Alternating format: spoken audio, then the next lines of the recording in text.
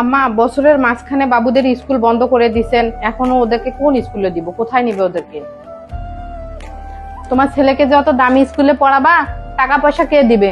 আমার ছেলে তো মারা গেছে, আর আমার এই ছোট ছেলের পক্ষে এতগুলো টাকা পয়সা দিয়ে পড়া সম্ভব নাকি? তোমার ছেলেকে ওই প্রাইমারি স্কুলে ভর্তি করে দিও, তাতেই হবে।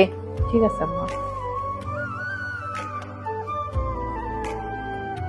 আম্মা, এই যে 7-8 জন মানুষের এতগুলা কাজ প্রতিদিন আমার একার পক্ষে করা কষ্ট হয়ে যায়। যদি একটা কাজের লোক রাখতেন তাহলে ভালো হইতো। আপনারাও তো কেউ আমাকে একটু সাহায্যও করেন না। এই যে তোমাদের 2টা মানুষের খরচ, তার উপর যদি আবার একটা কাজের মহিলা রাখি, তার খরচ, এত টাকা কে দিবে?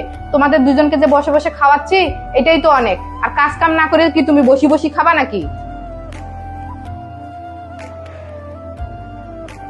বাবা, আরেকটু গোস্ত দেই। আমার ছোট ছেলেটা একলাই ইনকাম করে, আর তোমরা বসি বসি শুধু খাও। আর তোমার ছেলেকে এত মাছ গোস্ত কিসের জন্য খাওয়াইতে হয়? ওই ডাইল ডুল দিয়ে ভাত খাওয়াইলে হয় না?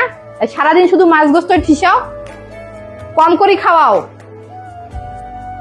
যা আছে ওইটা দিয়ে খেয়ে নাও বাবা।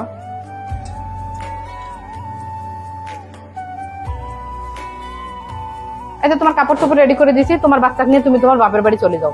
তোমাদেরকে পালা আর আমাদের পক্ষে সম্ভব না। তুমি যাও তোমার বাপের বাড়ি, যেখানে আমার ছেলে নাই সেখানে তোমাদের সাথে আমার কোনো সম্পর্কও নেই। তুমি চলে যাও।